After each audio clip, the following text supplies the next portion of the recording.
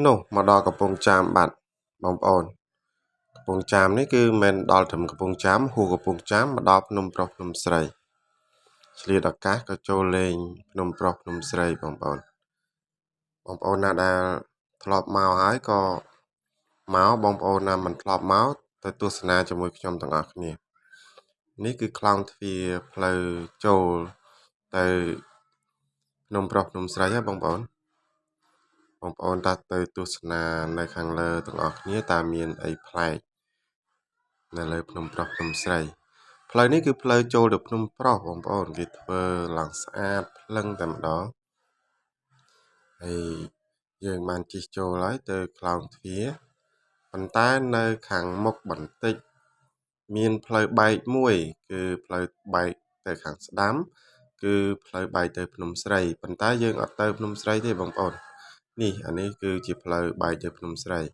ប៉ុន្តែឥឡូវយើងឡើងទៅភ្នំប្រុសសិនទៅទស្សនាភ្នំប្រុសទាំងអស់គ្នាយើងឃើញខ្លោងទ្វារលំនៅខាងមុខនោះគឺជាខ្លោងទ្វារនៅខាងលើរបស់ភ្នំប្រុសអញ្ចឹងទៅទស្សនាទាំងអស់គ្នាបងប្អូនយើងឃើញហើយឃើញខ្លោងទ្វារដ៏ស្រស់ស្អាតរបស់ភ្នំប្រុសយើងក៏ឈៀងចូលទៅលេងទាំងអស់គ្នាបងប្អូនហើយនាំបងប្អូននាំអារម្មណ៍បងប្អូនទៅទស្សនាទាំងអស់គ្នាខ្ញុំនឹងជិះមួយជុំភ្នំប្រុសនេះគឺប្រាសាទភ្នំប្រុសបងប្អូនបូកក្បាច់រចនាយ៉ាងស្អាតប៉និតអ្នកនៅកំពង់ចាមគឺភាគច្រើនគឺស្គាល់អ្នកនៅត្បូងឃ្មុំភាគច្រើនក៏ស្គាល់ប៉ុន្តែបងប្អូននៅក្នុងបណ្ដាខេត្តផ្សេងទៀតឮតែឈ្មោះប៉ុន្តែមិនដែលស្គាល់ទេអញ្ចឹងថ្ងៃនេះខ្ញុំមានឱកាសនាំបងប្អូនទៅទស្សនាជុំវិញរបស់ប្រាសាទភ្នំប្រុសបងប្អូន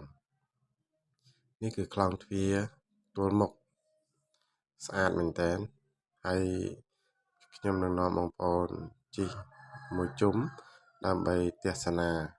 បងប្អូនកុំតាន់ទៅណាទៅទស្សនាជាមួយខ្ញុំទាំងអស់គ្នាបងប្អូនខ្លះក៏គាត់មកញឹកញាប់បងប្អូនខ្លះគឺរវល់ការងារជាច្រើនគឺមិនបានមកទស្សនាទេអញ្ចឹងថ្ងៃនេះខ្ញុំក៏ឆ្លងកាត់ហើយក៏មកផ្ដិតយករូបភាពមួយចំនួនដើម្បីឲ្យបងប្អូនបានទស្សនាទាំងអស់គ្នានេះគឺខ្លោងទ្វារចំហៀងបាទមានរូបដំរីហើយប្រាសាទនោះគឺស្រស់ស្អាតណាស់បងប្អូនបើមើលជាក់ច្បាស់គឺស្រស់ស្អាតណាស់បងប្អូនខ្ញុំបានថតវាមិនបានលម្អិតលម្អន់ប៉ុន្តែក៏នាំបងប្អូននាំអារម្មណ៍បងប្អូនមកទស្សនាទាំងអស់គ្នាគឺខ្ញុំនឹងផ្ដិតរូបភាពជុំវិញប្រាសាទតែម្ដងដើម្បីឲ្យបងប្អូនបានទស្សនាខ្ញុំនេះគឺជិះចិត្តមកជុំឯងបងប្អូន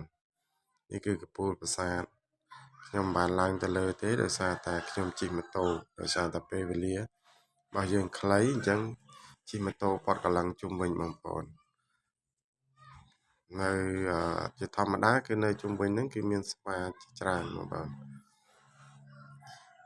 ក៏ឃើញស្វាអញ្ចឹងទៅវារត់មកឃើញពោតបងប្អូនវារត់មកកត្រោងសុំតែម្ដងក៏ឲ្យវាមួយហើយទៅគេមិនអស់ចិត្តទៀតគេចង់បានទៀតប៉ុន្តែខ្ញុំមិនឲ្យទេគឺឲ្យផ្សេងគឺបានពោតមួយគឺដើរគេចពីយើងហើយពួកវានឹងរឹកណាស់មិនចេះសុំទេហើយចេះអរគុណទេបាទនិយាយលេងទេហើយយើងបន្តដំណើរទៅមុខទៀតបាទនៅមុខទៀតពូម្នាក់នោះគាត់កំពុងតែបលែងប្រឆោតឲ្យចំណីស្វាបាទគឺប្រឆោតចង់លេងជាមួយស្វាហើយយើងក៏ជិះពាត់មកជុំនេះគឺដល់មកជុំហើយបងប្អូនជុំនេះគឺជុំផ្លូវឡើងហើយបាទហើយស្មាននេះក៏មានមនុស្សមកលេងមួយហើយបងប្អូនព្រោះថ្ងៃនេះថ្ងៃគេសម្រាប់ការងារផងដែរគឺគេមកទស្សនាចឹងអរគុណ